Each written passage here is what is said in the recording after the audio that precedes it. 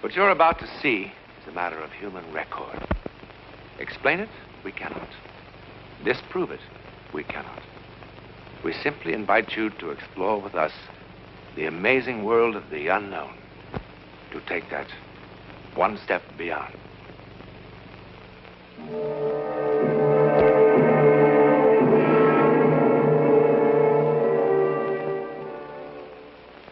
What you're about to see has haunted the minds of men for 40 years.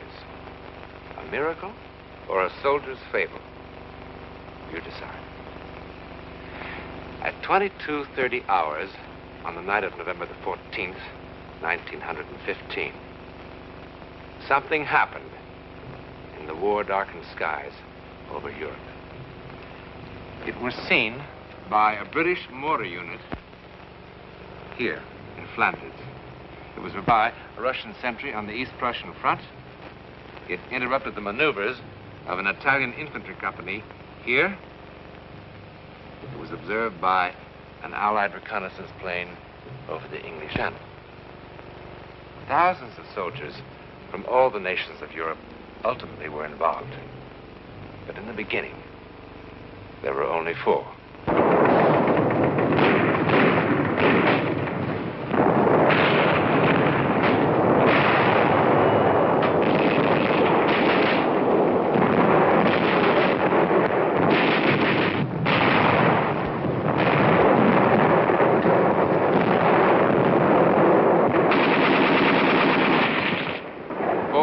Soldiers, an unimportant patrol on a trivial mission, set out on this gloomy November night in 1915 to attack a minor mortar position, kill a few enemy soldiers, and return to its lines.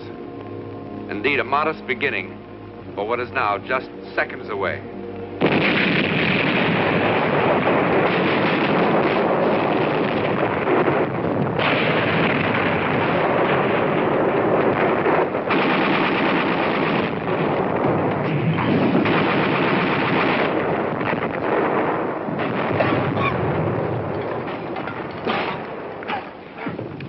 Think of all the pleasant things a man of my sensitivity could be doing tonight. Watching the ballet, playing the piano, enjoying vintage wines. A night like this is good for only 2 things: picking pockets or making love. And on your feet.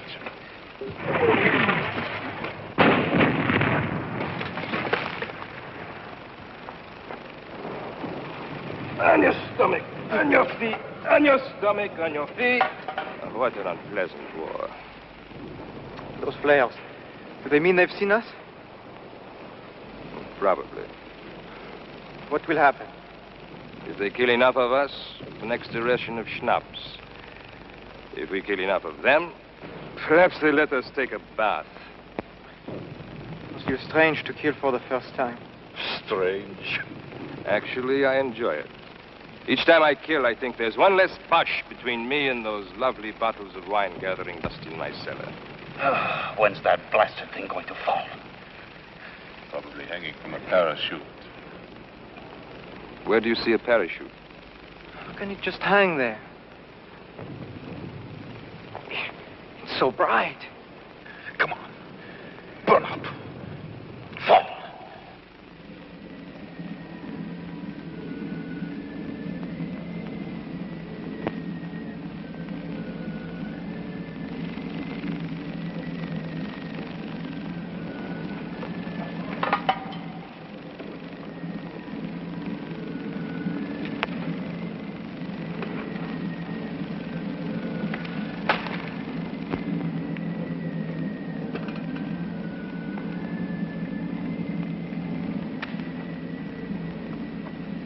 Get down, you fool. Get down, you'll get your heads blown off. Come back here. Come back, pick up your guns. Come back here. What are you running from? It is only a dirty bush. Think it is just a flare.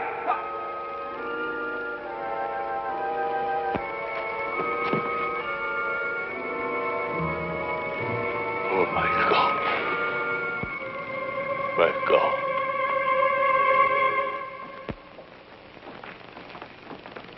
On your feet. On your feet, you up. At ease, as you... No need for formality. I'm Captain Tremaine of the Adjutant General's office. I've I've been appointed to defend you at your court-martial tomorrow. Tomorrow? What's the big hurry? It's the cooks they should court. They're poisoning the whole army. I don't know why they chose me. My practice was civil law. What do I know about a mess like this? It's reassuring to know that our defense is in such good hands. But there's not much of a defense, soldier. Obvious what happened. The charges say it all. Cowardice in the face of the enemy. Cowardice! It wasn't that at all. Quiet. Show respect. But I wasn't afraid. I mean, I was at first, but it wasn't that. Do you know who the prosecutor is? Major Lamar of the High Command, that's all. I've just been a captain for the last 2.5 weeks. I don't suppose the captain would be demoted if he should lose his case. Oh, don't worry about that. He'll lose all right. It's bang, bang, bang for us. Well, how can I win? It's all here in black and white. At a time when the Boche are defeating us everywhere, Lamar will eat me up alive. Well, I'll do the best I can. But you'll have to be absolutely honest with me. No need to hold back anything. Sergeant Vai, look at this record. I just don't understand it. The Croix de Guerre. What happened? How could a brave man like you run from the enemy? Ask the others. I'm asking you.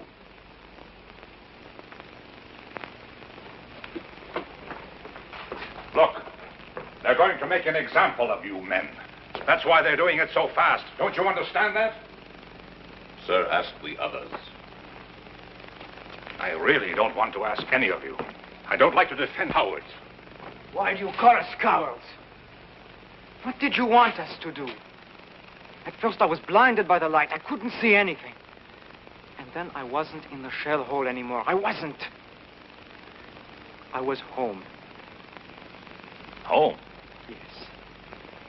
I was home. No, it wasn't my imagination. I was really there. It was morning. I was in the kitchen. Mama was pouring milk for breakfast. And Papa was putting on his working shoes and talking about the day's work. My little sister was there. And through the window I could see the sun, the way it hit the fields. And a flock of birds. I was home. And I was happy. And then I felt the rifle in my hand, and I thought, what am I doing with this? So I threw it away. I was home. In the middle of the battle, a light blinds him, and then he's at home. Has a doctor examined this boy lately? Look, why don't you let us alone? Did we ask for you? No, and I didn't ask for you. All right, then, goodbye. There is no way to speak to an officer. Get him out of here! Pauline, shut up or I'll bat your head in. You want to know where I was? Well, listen to this, Captain Fancy Pants. Let me tell you where I was. I was on the deck of the Montez, a rusty little freighter carrying pig iron from South America to Marseille. Flopped on the forward deck, just taking it easy. I never felt like that in my whole life. I was free. I could breathe. There was nobody in the world that I wanted to punch in the mouth. I wanted to stay like that for 100 years. A part of everything. Everything. Tell me I wasn't on that boat, and I'll make you eat all those pencils.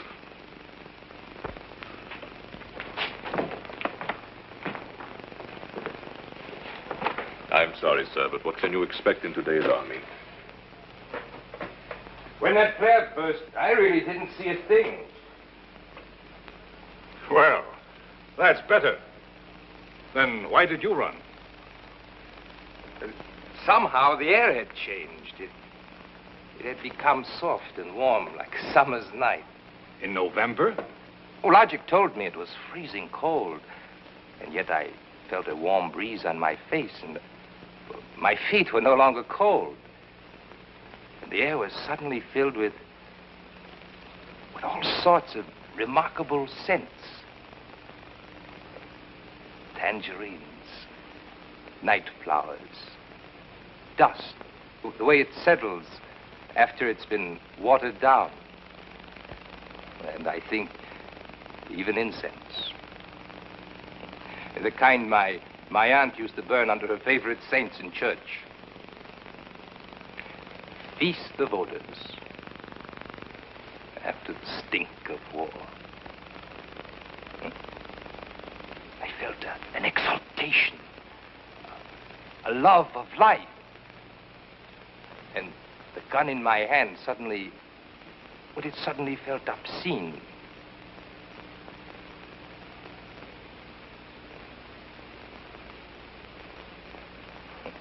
Obscene.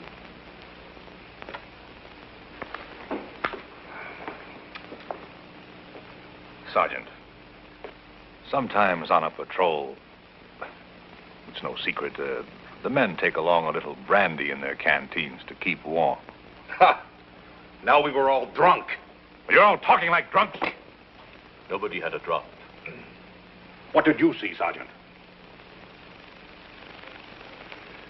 I'm going to look like the world's biggest fool. I was in the kitchen. Mama was pouring milk. I was on a freighter, carrying pig iron. Like incense my aunt used to burn under her favorite saint. They'll laugh me right out of the courtroom.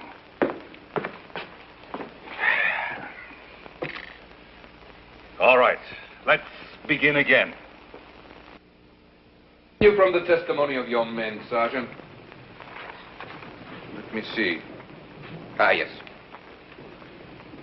It wasn't what I saw or smelled, but what I heard. The light could have come from many things, but not the singing. I don't know what they were singing, but it sounded holy, and it was beautiful. I started walking to where I could hear the voices better. Now, all this would be hilarious as a music hall sketch. But within the sound of enemy guns, I find the humor rather hollow. And I am more than a little surprised that the defense counsel would insult the intelligence of this court by introducing such trash as evidence. It's what the men told me. And what does the sergeant say?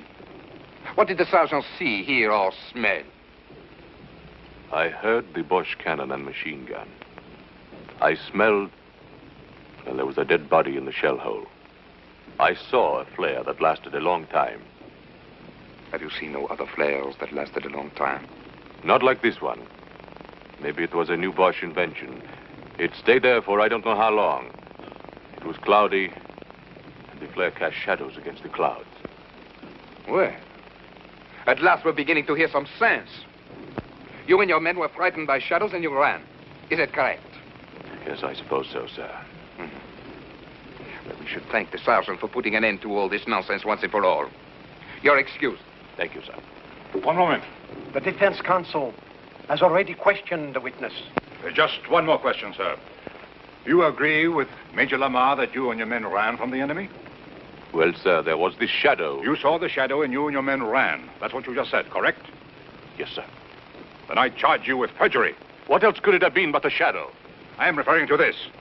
On the direct examination, you said, here we are, we walked back to our lines. That's right. What's right? Walked or ran? If I may say so, the distinction is a small one. Sir, these men are on trial for showing cowardice in the face of the enemy. A coward does not walk. Walking made them heroes? Would you have the courage to walk across a battlefield? I beg your pardon, sir. I know that I would not have such courage. I admit I am as confused as anyone by the testimony of these prisoners. When I first talked to them, I thought they were trying to make a fool of me. And what made the captain change his mind? Nothing, but that there's an incredible sincerity about these men. It has been my experience that men on trial for their lives are always incredibly sincere. Nevertheless, I insist that the records show that they walked. That the aforementioned soldiers are guilty of having shown cowardice in the face of the enemy. And by a unanimous vote, this court condemned them to the penalty of death by shooting, as provided for by the Code of Military Justice. This court is adjourned. Right. Face. Color right. Look.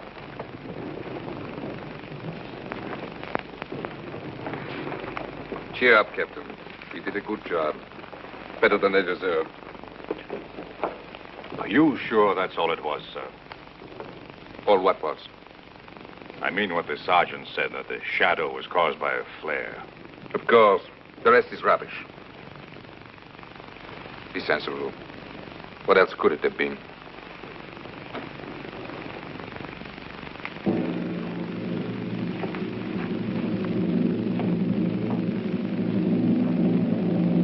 What else could it have been?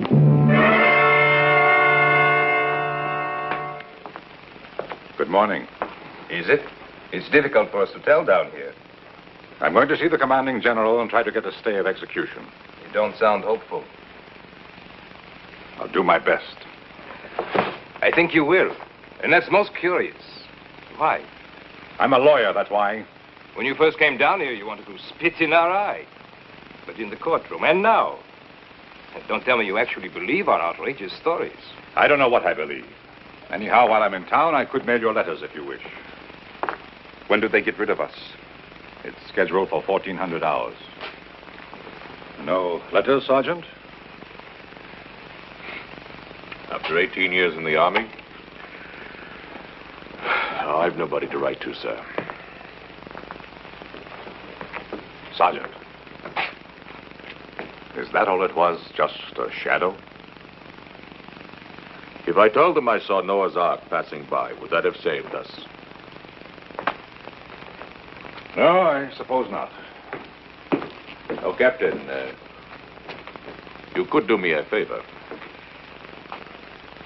When you go into town, you could get me a bottle of good cognac. Something really first rate, I mean. I would like to have one last taste of first rate cognac.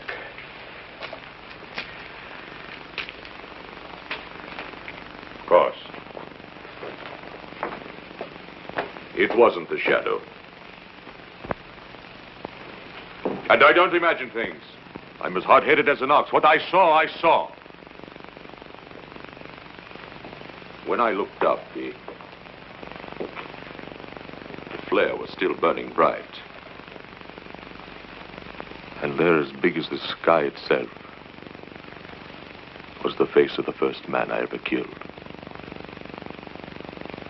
He was an Algerian, maybe even younger than me. And if I didn't cut his throat, he was going to cut mine. Then he was dead. His eyes were staring up at me. That's what I saw. That Algerian kid. And you know how he looked? As if he was saying, "It's all right, my friend. It wasn't your fault."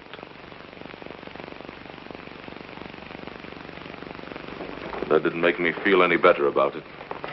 For there I was again with a gun in my hand and a belt of grenades around my neck. And if it wasn't my fault that Algerian kid was dead, well, then whose fault was it? You think I would say something like that in court and let them laugh at me, too?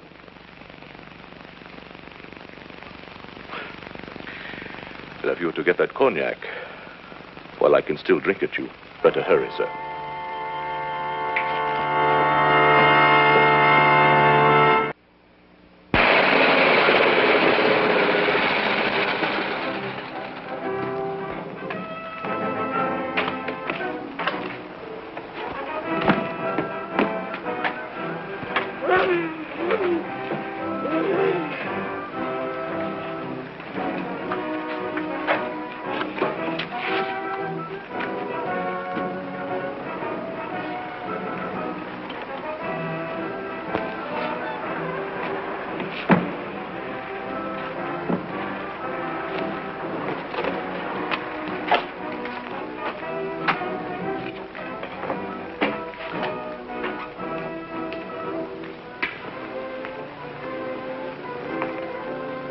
Could the captain spare a cigarette?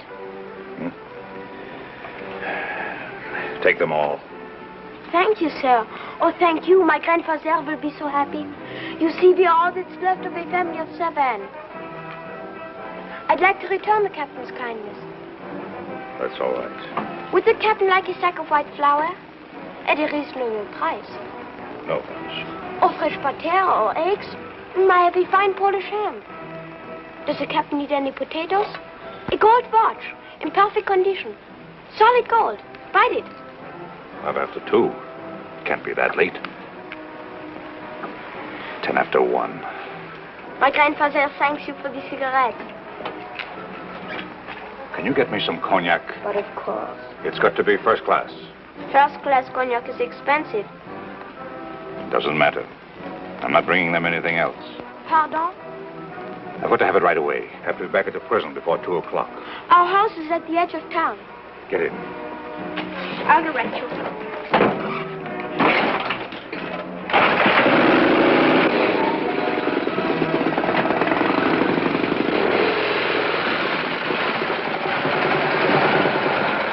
The Bosch are just a few kilometers behind those woods. So pretty soon you'll be able to sell them potatoes and ham and butter. I am learning a few German words. It's a difficult language. I'm sure. The cognac is in the cellar. I'll get it.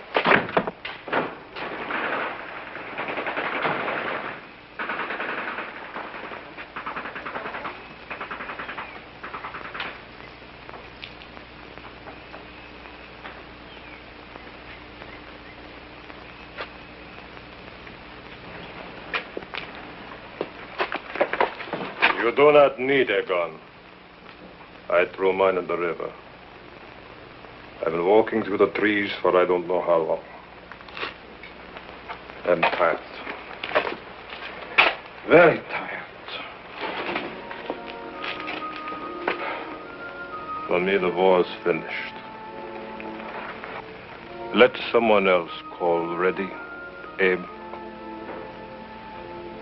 And let someone else call fire. And let someone else watch 10 young soldiers of the fatherland fall dead on the parade grounds. What? Warning to cowards, says the field marshal. An example. Let someone else do it. What are you talking about? What if they were telling the truth? What? Cowards. They didn't look like cowards. What are you talking about? What if each one really did see something? See something? What? You wouldn't believe me. See something? What? Where? What? There will be no execution until further notice. I'll give you my reasons later. Yes, I sent you an official order. When were you meant to be executed? Sometime late today. Operator. I want to talk to someone in the International Red Cross. Someone with authority to contact the German commander of this sector. Hurry. This is an emergency. Of everything that happened, perhaps the final miracle was the chance meeting of 2 enemy soldiers because a sergeant wanted a taste of cognac. Within 24 hours, similar reports were coming in from all over Europe. Actually, no one was ever sure of what happened in the sky that dark November night. Ours is one version of the story. There are many others. But the one fact to remember is that more than 1,000 men did see or sense something. In any event, it is a matter of public record that for a while, men could not kill each other. And in the end, if all else is false, that is miracle enough.